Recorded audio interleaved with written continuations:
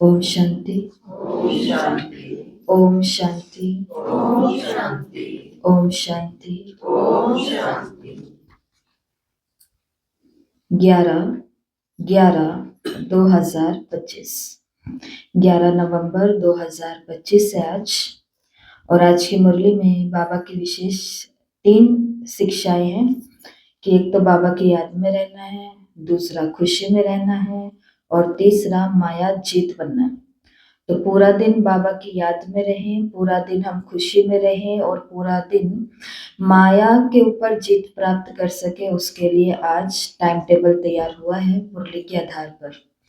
अभी जैसे जैसे हम सभी के भी मधुबन जाने के दिन नजदीक आ रहे हैं और हम सभी के साथ देश विदेश की अनेक आत्माएं भी जुड़ी हुई हैं ग्रुप्स में, तो उन सभी के भी अपने अपने टर्न के समय आ रहे हैं। तो डेली कोई ना कोई का ये आता ही है मैसेज कि मधुबन में जाकर के हमारा टाइम टेबल क्या रहेगा, मतलब थोड़ा सा आप हमें गाइड करो। टाइम टेबल की इच्छा सबकी होती है, चाहे मधुबन का लक्ष्य हो चाहे हर दिन का लक्ष्य हो। तो आज उसी टाइम टेबल की बात जो दिमाग में घूम रही थी, तो मुरली को उसी टाइम टेबल के आधार पर सेट किया है। पूरी मुरली सुबह 4:30 से 5 बजे, वो तो यहाँ लिखा नहीं क्योंकि वो तो हमारा टाइम चला गया ना। तो सुबह 4 बजे से लेकर के रात्रि के 10 बजे तक आज की मुरली के आधार पर कौन से स्वमान अर्थात मुरली का कौन सा पॉइंट, जैसे एक को ही यहाँ लिखा गया, इतनी जगह नहीं है, तो मुरली का पॉइंट, जैसे मुरली में बाबा ने कहा कि बच्चों माया के तूफान से तुमको डरना नहीं है, तो ये मुरली का पॉइंट लिया। अभ्यास है, ये भी मुरली के अंदर ही है कि मैं आत्मा रुस्तम हूँ, माया भी रुस्तम है, पर मैं उस पर क्या बन जाती हूँ, विजयी बन जाती हूँ। और इसके लिए पूरे इस 1 घंटे में हमको मंत्र कौन सा जाप करना है, बाबा मेरी शक्ति है। मैं आत्मा हूँ और मेरी शक्ति कौन है, बाबा। तो इस 7 से 8 बजे के बीच में जब बार बार एक ही मंत्र, मुरली का एक ही पॉइंट और एक ही अभ्यास रहेगा, तो वो वाला पॉइंट है वो एकदम घर कर जाएगा हमारे भीतर में। और ऐसे करते करते दिनचर्या में रात्रि के 10 बजे तक कितने सारे पॉइंट हम सभी के पास इकट्ठे हो जाएंगे, अभ्यास भी इकट्ठे हो जाएंगे, जिसके अंदर सेवा भी है, जिसके अंदर ब्रेकफास्ट भी आएगा, लंच भी आएगा, डिनर भी आएगा, दोपहर का समय भी आएगा, शाम का समय भी आएगा, ये सब आएंगे। तो मुरली को पढ़ते जाते हैं और उसके बाद में लास्ट में कुछ यहाँ पर लिखे हैं शॉर्ट में, और बाकी सभी भी आपको बता दिए जाएंगे। और अगर कुछ रह गया समय के अंतराल के बीच में तो फिर वो ग्रुप में शेयर कर दिया जाएगा। मीठे बच्चे, तुम दिल से बाबा बाबा कहो तो खुशी में रोमांच खड़े हो जाएंगे। तुम दिल से बाबा बाबा कहो तो खुशी में रोमांच खड़े हो जाएंगे, खुशी में रहो तो माया जीत बन जाएंगे। प्रश्न, बच्चों को किस एक बात में मेहनत लगती, बच्चों को किस एक बात में मेहनत लगती है, लेकिन खुशी और याद का आधार वही है। जिस बात में मेहनत लगती है ना, खुशी में रहने का और याद में रहने का आधार भी वही है। तो ऐसी कौन सी चीज है जिसमें मेहनत भी लगती है, लेकिन जो वो वाला काम किया तो वही काम खुशी और याद में रहने का आधार भी है।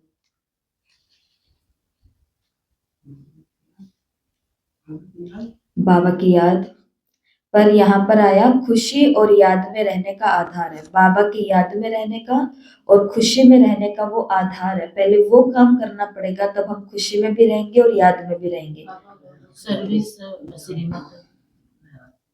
मैं आत्मा, तो ये मैं आत्मा जो है ना, इसमें मेहनत भी लगती है, लेकिन जिसने समझा मैं आत्मा माना आत्म अभिमानी, वो खुशी में भी रहता है और वो याद में भी रहता है। अभी आपने दादी की क्लास सुनी, तो दादी की क्लास के अंदर क्या सुना, ये तो सुना कि जो दीदी ने कह दिया, जो दादी ने कह दिया, माना प्रकाशमणि दादी और दीदी मनमोहिनी, जो उनकी टीचर, जो उनके निमित्त, जिनको बाबा ने बनाया, तो जो उन्होंने कह दिया बस वही बात को पकड़ लिया, उसके अलावा बात बुद्धि कहीं बाहर गई नहीं तो ऑटोमेटिक ही आत्मा हमेशा कैसी रही, खुश रही, याद में रही, आत्म अभिमानी। उत्तर, आत्म अभिमानी बनने में ही मेहनत लगती है, लेकिन इसी से खुशी का पारा चढ़ता है, मीठा बाबा याद आता है।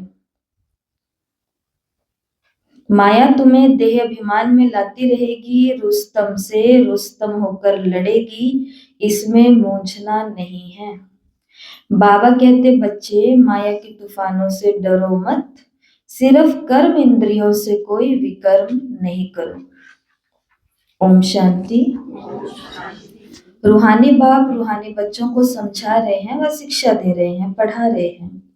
बच्चे जानते हैं पढ़ाने वाला बाप सदैव देही अभिमानी है, वो है ही निराकार, देह नहीं लेता है, पुनर्जन्म में नहीं आते। बाप समझाते हैं तुम बच्चों को मेरे समान अपने को आत्मा समझना है। मैं हूँ परम पिता को देह होती नहीं, उनको देही अभिमानी भी नहीं कहेंगे, वो तो है ही निराकार। बाप कहते हैं मुझे अपनी देह नहीं है, तुमको तो देह मिलती है, अब मेरे समान देह से न्यारा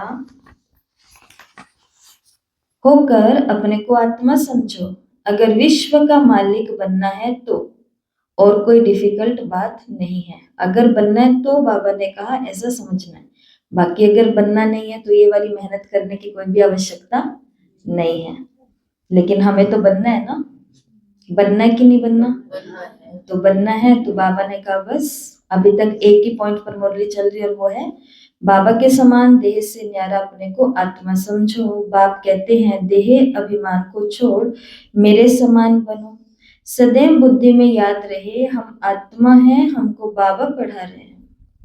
बाप तो निराकार है परंतु हमको पढ़ाएं कैसे, इसलिए बाबा इस तन में आकर पढ़ाते हैं, गौमुख दिखाते हैं ना। अब गौ के मुख से तो गंगा नहीं निकल सकती, माता को भी गौ माता कहा जाता है, तुम सब गौ हो, ये तो गौ नहीं है। ब्रह्मा बाबा की बात हो रही है। मुख द्वारा ज्ञान मिलता है, बाप की गौ तो नहीं है ना, बैल पर सवारी दिखाते हैं, वो तो शिव शंकर को एक कह देते। तुम बच्चे भी समझते हो शिव शंकर एक नहीं है, शिव तो है ऊंचते ऊंच, फिर ब्रह्मा विष्णु शंकर। ब्रह्मा है सूक्ष्म वतनवासी। तुम बच्चों को विचार सागर मंथन कर पॉइंट्स निकाल समझाना पड़ता है और निडर भी बनना है, तुम बच्चों को ही खुशी है। तो जो मुरली हमें मिलती है, जो शिक्षाएं हमें मिलती हैं, सेवाधारियों का विशेष लक्षण क्या होता है कि उनके ऊपर विचार सागर मंथन करना, पॉइंट्स निकालना, बच्चों के लिए क्या है, बड़ों के लिए क्या है, नयों के लिए क्या है, पुरानों के लिए क्या है, और फिर उस पर समझाना। लेकिन समझाने के लिए कौन सा गुण चाहिए? निडरता। डरते डरते डराएंगे, समझाएंगे, बताएंगे कि वो क्या सोचेंगे, वो क्या सोचेंगे, वो क्या सोचेंगे, वो उनका काम है, वो क्या सोचेंगे। मेरा काम है भगवान का ज्ञान जैसा आ रहा है वैसा उन तक भेजना। निडर भी बनना है। तुम बच्चों को ही खुशी है, तुम कहेंगे हम ईश्वर के स्टूडेंट हैं, हमको बाबा पढ़ाते हैं, भगवानुवाच भी है, हे बच्चे मैं तुमको राजाओं का राजा बनाने के लिए पढ़ाता हूँ। बल कहाँ भी जाते हो, सेंटर्स पर जाते हो, बुद्धि में है बाबा हमको पढ़ाते हैं। जो अभी हम सेंटर पर सुनते हैं, बाबा मुरली चलाते हैं, बाबा बाबा करते रहो, दिखने ही नहीं चाहिए। वो दीदी, वो बहन जी, वो माता जी, वो भाई जी, वो कोई दिखना ही नहीं चाहिए। दिखना कौन चाहिए? बाबा बाबा करते रहो, ये भी तुम्हारी यात्रा हुई। योग अक्षर शोभता नहीं, मनुष्य अमरनाथ बद्रीनाथ यात्रा करने पैदल जाते हैं। अभी तुम बच्चों को जाना है अपने घर, तुम जानते हो अब ये बेहद का नाटक पूरा होता, बाबा आया है हमको लायक बनाकर ले जाने के लिए। तुम खुद कहते हो हम पतित हैं, पतित थोड़े ही मुक्ति को पाएंगे। तो बाप कहते हैं हे आत्माओं तुम पतित बने हो। वो शरीर को पतित समझ के गंगा में स्नान करने जाते, आत्मा को तो वो निर्लेप समझ लेते। बाप समझाते हैं मूल बात है ही आत्मा की। कहते भी हैं पाप आत्मा पुण्य आत्मा। तो ये अक्षर अच्छी रीति से याद करो। समझना है और समझाना है। तुमको ही भाषण आदि करना है। बाप तो गली गली में गांव गांव में नहीं जाएंगे। तुम घर घर में ये चित्र रख दो। 84 का चक्र कैसे फिरता है सीढ़ी में बड़ा क्लियर है। अब बाप कहते हैं सतो प्रधान बनो। अपने घर जाना है। पवित्र बनने के बिगड़ तो घर जाएंगे नहीं। यही फुरना लगा रहे। बहुत बच्चे लिखते हैं कि बाबा हमको बहुत तूफान आते हैं। मनसा में बहुत खराब ख्यालात आते हैं। आगे नहीं आते थे। जब से ज्ञान में आए हैं तब से आने लगे हैं। पहले नहीं आते थे। तो पहले कैसे आएंगे? पहले पता ही नहीं था कि बीमारी है कहाँ पे, तो क्यों आएंगे? पहले आते थे तो वो उनको खराब समझते थोड़ी ना थे। वो तो समझते थे कि परिवारों में रहते हैं, गृहस्थी में रहते हैं, तो सोचना भी नहीं है। तो सोचना भी किस लिए है? तो कहते हैं कि आगे नहीं आते थे। तो बाबा क्या कहते हैं? बाप कहते हैं तुम ये ख्याल नहीं करो आगे कोई तुम युद्ध के मैदान में थोड़े ना थे। नहीं थे। आगे भी सत्संग करते थे, पर ऐसा सत्संग कभी किया जिंदगी में? नहीं किया। आगे भी बहुत गाते थे, पढ़ते भी थे, अपना सब कुछ हम सुनते भी थे, सुनाते भी थे, लेकिन उसमें और इसमें रात दिन का फर्क है। दान पहले भी करते थे, दान अब भी करते हैं। सेवा तब भी करते थे, सेवा अब भी करते हैं। मंदिरों की सफाई, गुरुद्वारों की सफाई, हर धार्मिक स्थान की सफाई तब भी करते थे और अब भी करते हैं। लेकिन तब के करने में और अब के करने में बहुत फर्क है। प्रसाद पहले भी खाते थे, बांटते थे, खिलाते थे। प्रसाद अभी भी खाते हैं, बांटते हैं और खिलाते हैं। लेकिन हर चीज में यहाँ पर एक युद्ध है, क्योंकि ये युद्ध का मैदान है। अपने जैसे बहुत इस रेस के अंदर है ना, इसलिए। तो बाबा ने कहा कि आगे तुम थोड़े युद्ध के मैदान में थे। अभी तुमको बाप की याद में रहकर माया पर जीत पानी है। ये घड़ी घड़ी याद करते रहो, गांठ बांध लो। उदाहरण दिया, जैसे माताएं गांठ बांध लेती हैं, पुरुष लोग फिर नोटबुक में लिखते हैं तुम्हारा तो ये डैश अच्छी निशानी है क्या? तुम्हारा ये डैश अच्छी निशानी है क्या? तुम्हारा तुम्हारा बैच तुम्हारा बैच अच्छी निशानी है। बैच दिखता रहता है तो याद आता है ना कि यहाँ नहीं खड़े होना, ये नहीं बोलना, ये नहीं खाना, लगा के वो तो हर बार ही प्रूफ देते हैं कि लगा के आए। सबूत, कानून सबूत मांगती है। तो ऐसा, तो बाबा ने कहा लगा हुआ है क्या सभी के? पक्का? कल से ऊपर लगा के आना।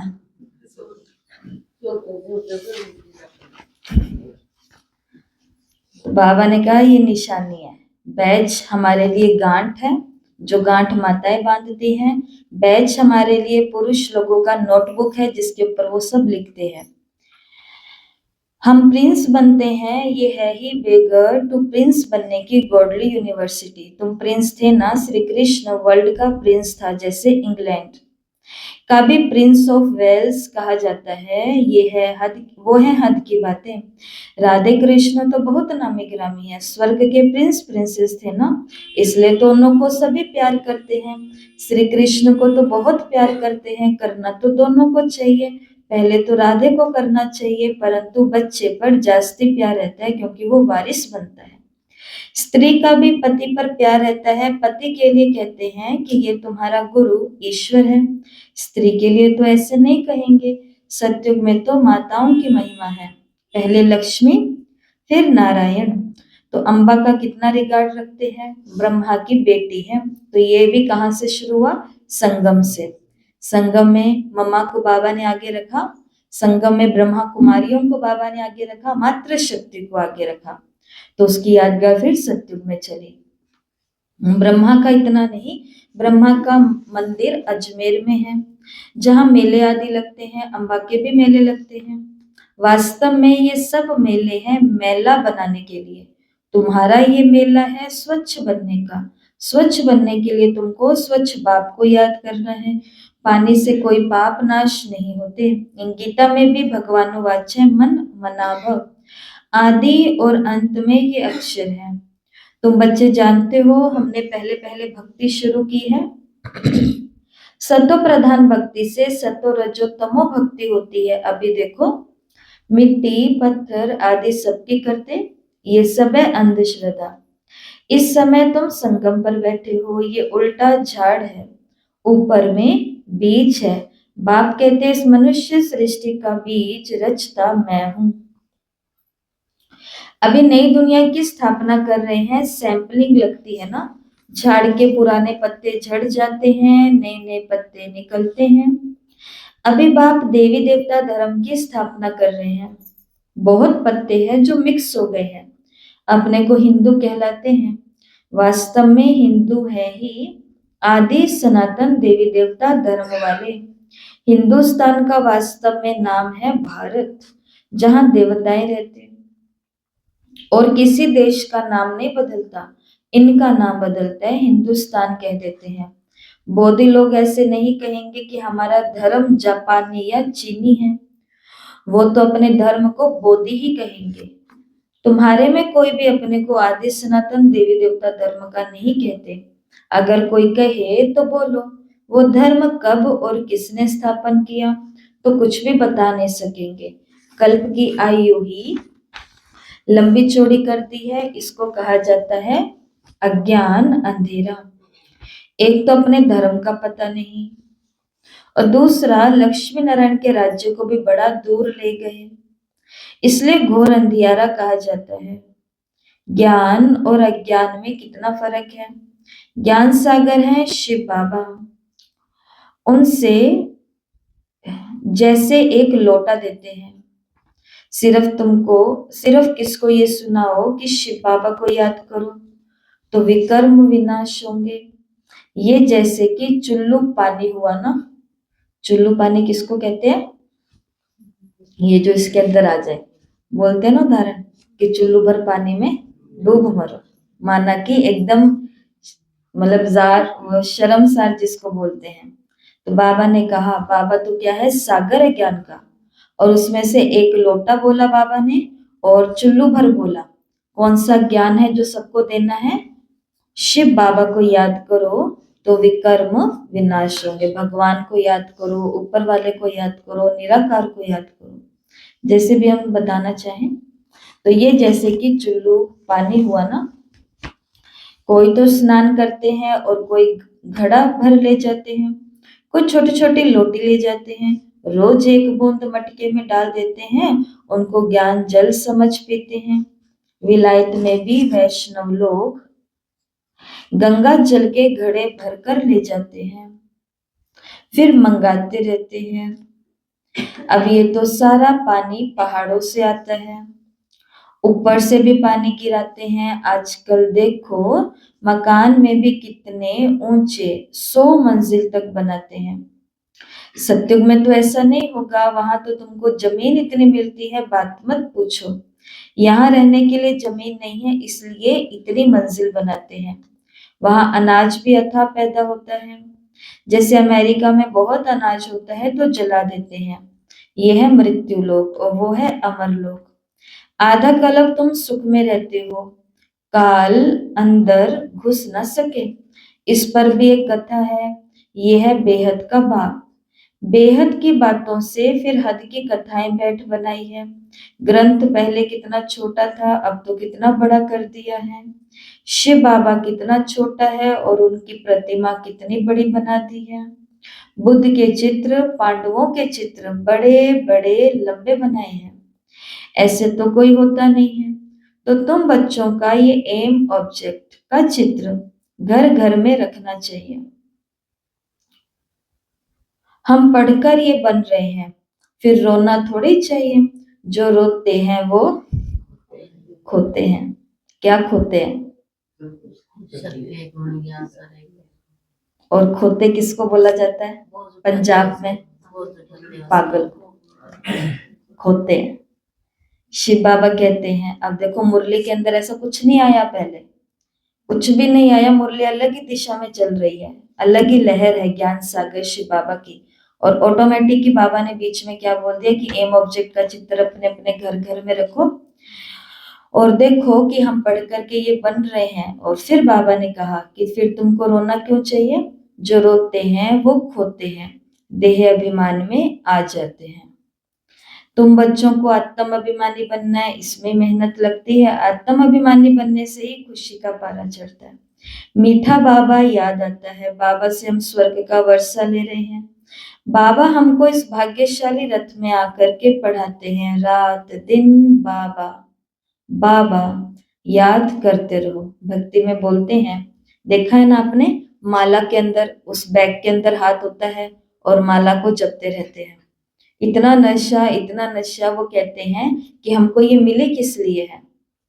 उनको सुनते सुनते मुझे भी ये लगा कि बात तो सही है।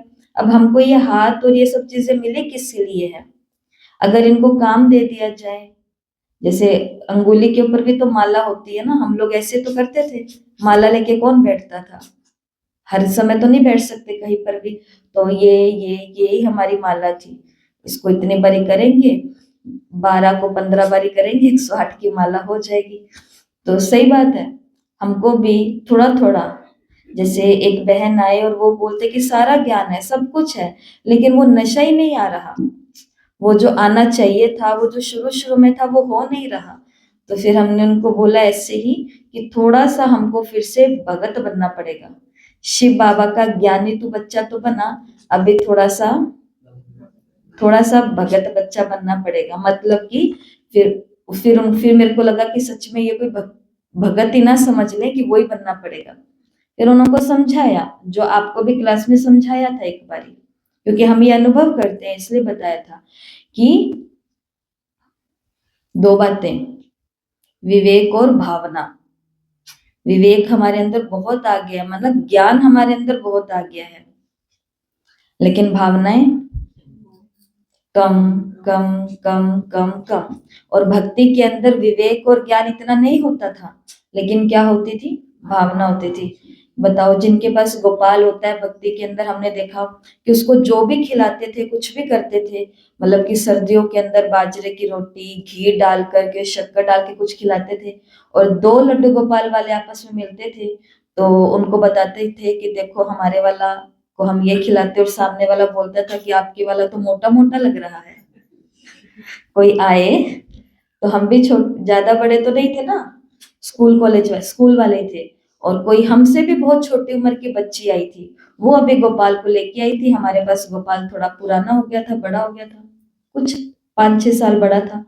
तो हम भी धूप में बैठे थे, वो भी धूप में बैठे थे, तो वो आई ऊपर और आकर के बोलती गोपाल को देख करके, भाई धूप खुद सेकते थे तो गोपाल को भी धूप सिकवाते थे, ठंड तो उसको भी लगती है, सर्दी के कपड़े खुद पहनेंगे तो भक्ति में अपने उसको भी पहनाते हैं। अच्छा जी। तो जैसे उसने देखा और वो देखते ही बोली कि ये तो आपके वाला तो कितना मोटा मोटा हो गया है, और सच में ऐसा ही लगता था।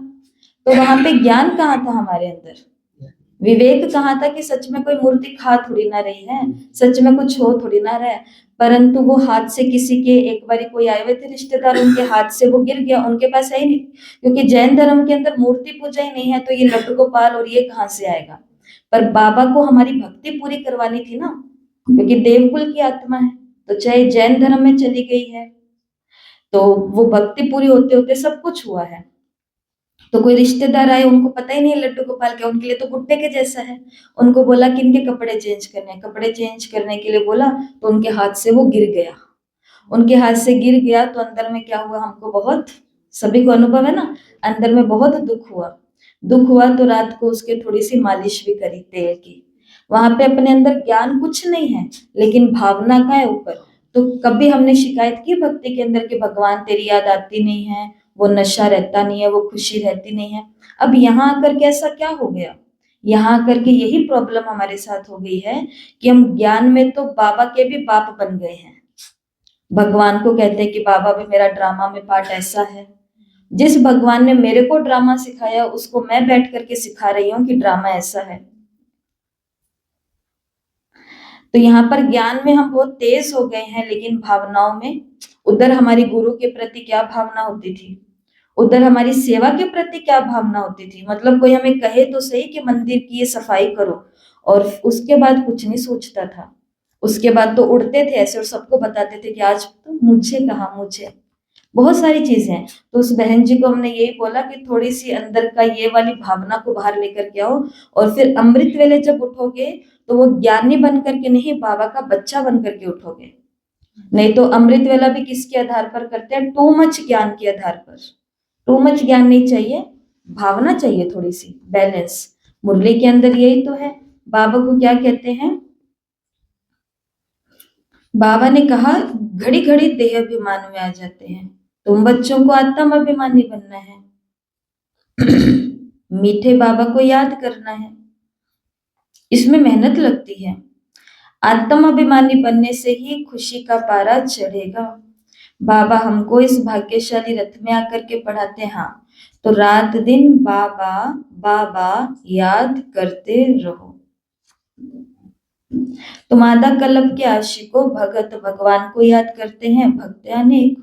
भगवान तो एक ही बाप है, उनको याद करते हैं, वही सबका बाप है। ज्ञान सागर बाप हमको पढ़ाते हैं। तो तुम बच्चों के रोमांच खड़े हो जाने चाहिए, मतलब मुरली सुने और रोज क्या हो जाने चाहिए?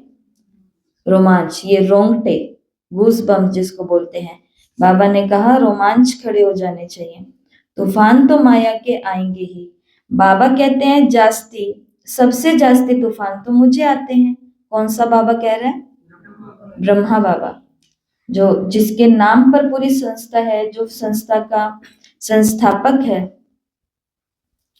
तो बाबा ने कहा सबसे ज्यादा तूफान तो मेरे को आते हैं, क्योंकि मैं सबसे आगे हूँ। हमारे पास आते हैं तब तो समझाता हूँ कि बच्चों के पास भी कितने आते होंगे, बच्चे मूंझते होंगे। अनेक प्रकार के तूफान आते हैं जो अज्ञान काल में कभी नहीं आते होंगे, वो भी आते हैं। पहले मुझे आने चाहिए, नहीं तो मैं बच्चों को कैसे समझाऊंगा। ये है फ्रंट में। रुस्तम है तो माया भी रुस्तम से रुस्तम होकर लड़ती है। मल्ल युद्ध में सब एक जैसे नहीं होते हैं, फर्स्ट सेकंड थर्ड ग्रेड होती है। बाबा के पास सबसे ज्यादा तूफान आते हैं, इसलिए बाबा कहते हैं इन तूफानों से डरो मत, सिर्फ कर्म इंद्रियों से कोई विकर्म नहीं करो। कई कहते हैं ज्ञान में आए हैं, तो ये क्यों होता है? इससे तो ज्ञान नहीं लेते तो अच्छा था। संकल्प ही नहीं आते। बाबा ने कहा अरे ये तो युद्ध है ना, स्त्री के सामने होते भी पवित्र दृष्टि रहे।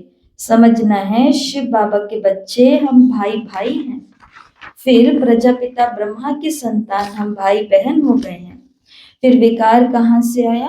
ब्राह्मण है ऊंच चोटी, जो फिर देवता बनते हैं, तो हम भाई बहन हैं। एक बाप के बच्चे कुमार कुमारी हैं। अगर दोनों कुमार कुमारी होकर के नहीं रहते तो फिर झगड़ा होता है, अबलाओं पर अत्याचार होते हैं। पुरुष भी लिखते हैं हमारी स्त्री तो जैसे पूतना है। पढ़ी हुई है।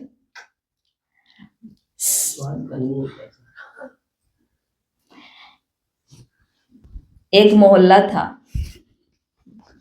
उस मोहल्ले के अंदर बहुत सारे पति पत्नी थे, क्योंकि सबके घर थे ना, तो रोज किसी ना किसी के, मतलब रोज ही सबके घर से लड़ने चिल्लाने लड़ने चिल्लाने लड़ने चिल्लाने की आवाज आती थी। लेकिन इस मोहल्ले के अंदर एक घर था जिसके अंदर से रोज हंसने की आवाज आती थी।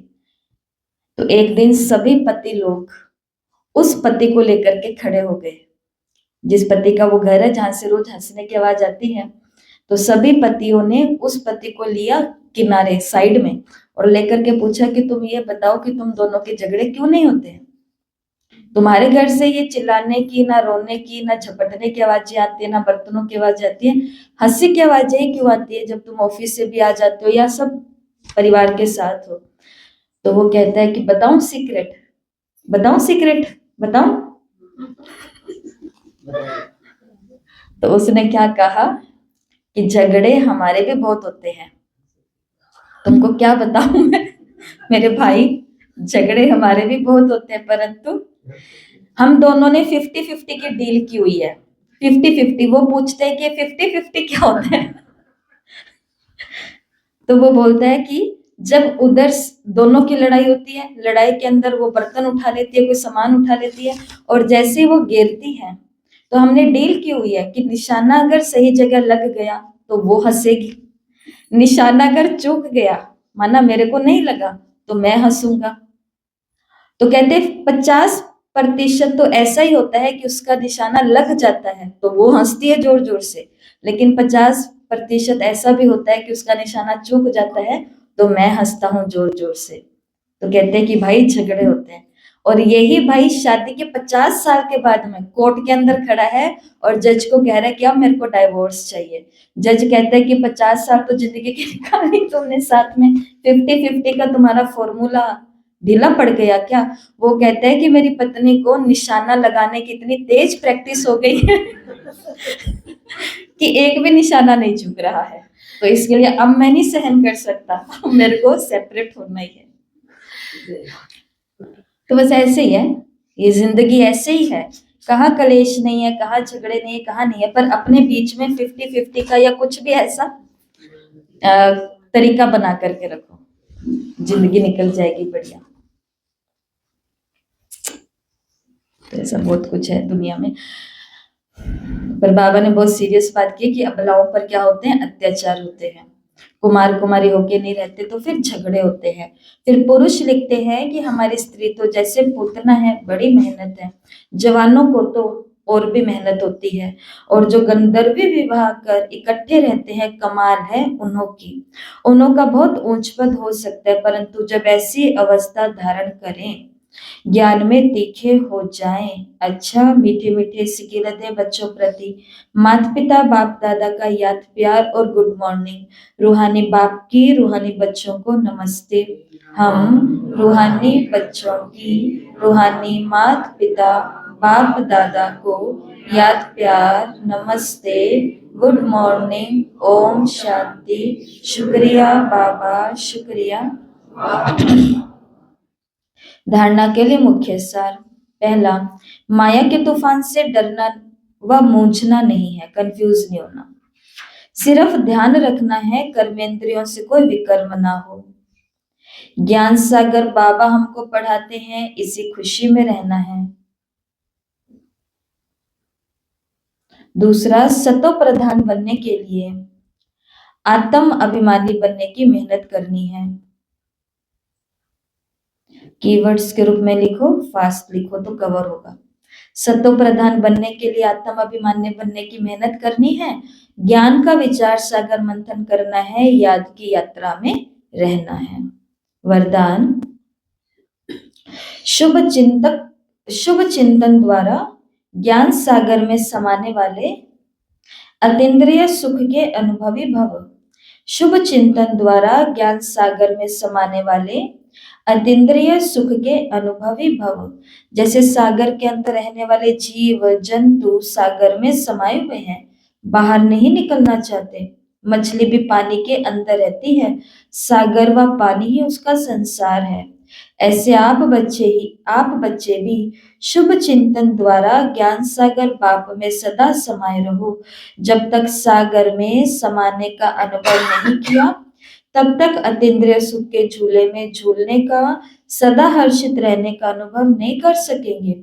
इसके लिए स्वयं को एकांतवासी बनाओ, अर्थात सर्व आकर्षणों के वाइब्रेशन से अंतर्मुखी बनो। स्लोगन है, अपने चेहरे को ऐसा चलता फिरता म्यूजियम बनाओ जिसमें बाप बिंदु दिखाई दे।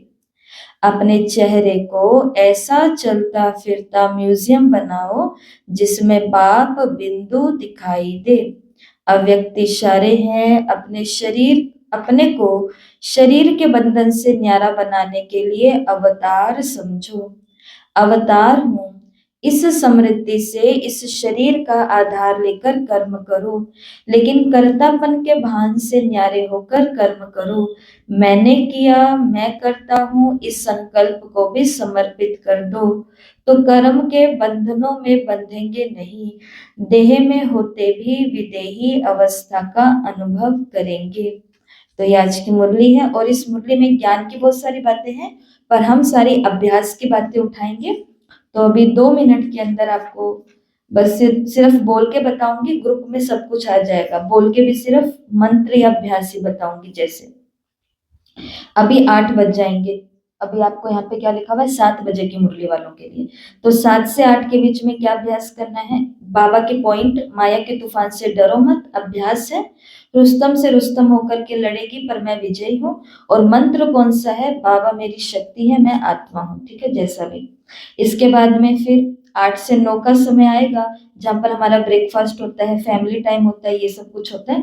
तो वहां पे मुरली किस पॉइंट को लागू करेंगे कि शिव बाबा ने कहा तुम्हें भाई भाई की दृष्टि से रहना है, बाकी प्रजापिता ब्रह्मा की संतान तुम भाई बहन हो। तो यहाँ पे मुरली का पॉइंट लेंगे, भाई भाई की दृष्टि रखो, शिव बाबा के सब बच्चे हैं। और अभ्यास क्या करेंगे कि प्रत्येक को आत्मा समझ करके देखेंगे, और यहाँ पर लक्ष्य या फिर मंत्र कौन सा रखेंगे, मैं पवित्र दृष्टि वाली आत्मा हूँ, या मैं नम्र चित्त हूँ, या मैं प्योर वाइब्रेशन के साथ हूँ। ऐसे ही 9 से 11 के लिए है कि मुरली के अंदर बाबा ने कहा ये तो बहुत आएंगे संकल्प विकल्प, लेकिन कर्म इंद्रियों से कोई भी विकर्म ना हो। तो अभ्यास क्या करेंगे, कर्म करते समय कर्तापन के भान से न्यारे रहेंगे कि मैं नहीं कर रही, मुझसे वो करवा रहा है। ठीक है, और यहाँ पर मंत्र कौन सा है, विदेही आत्मा हो। ठीक है, ऐसा ये आपके ग्रुप में आ जाएगा। तो आप इसको आज तो पन्ना लगा करके अपने सामने रख भी सकते हो।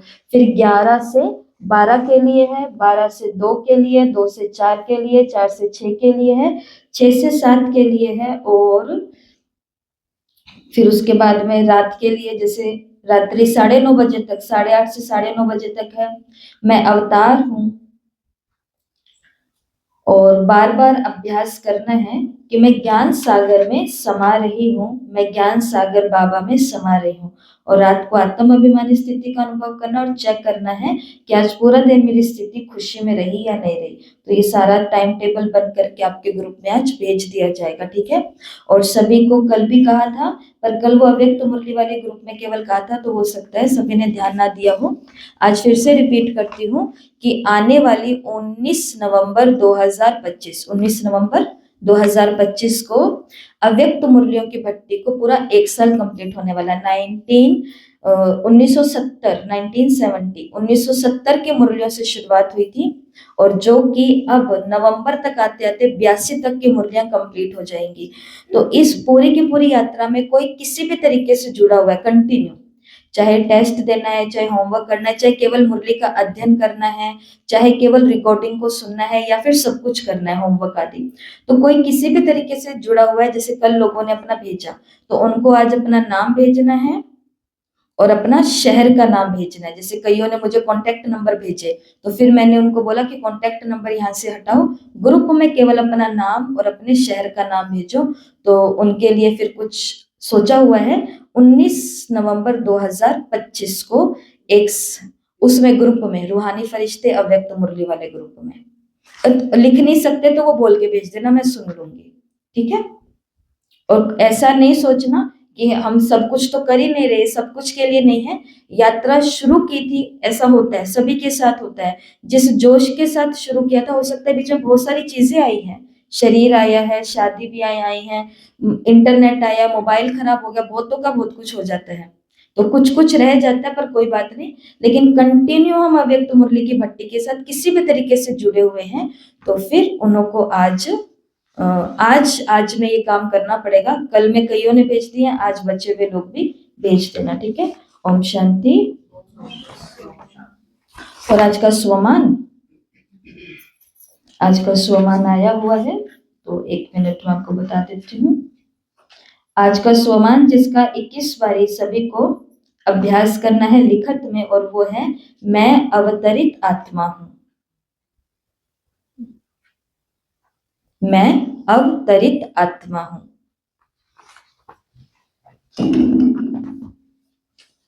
ओम शांति।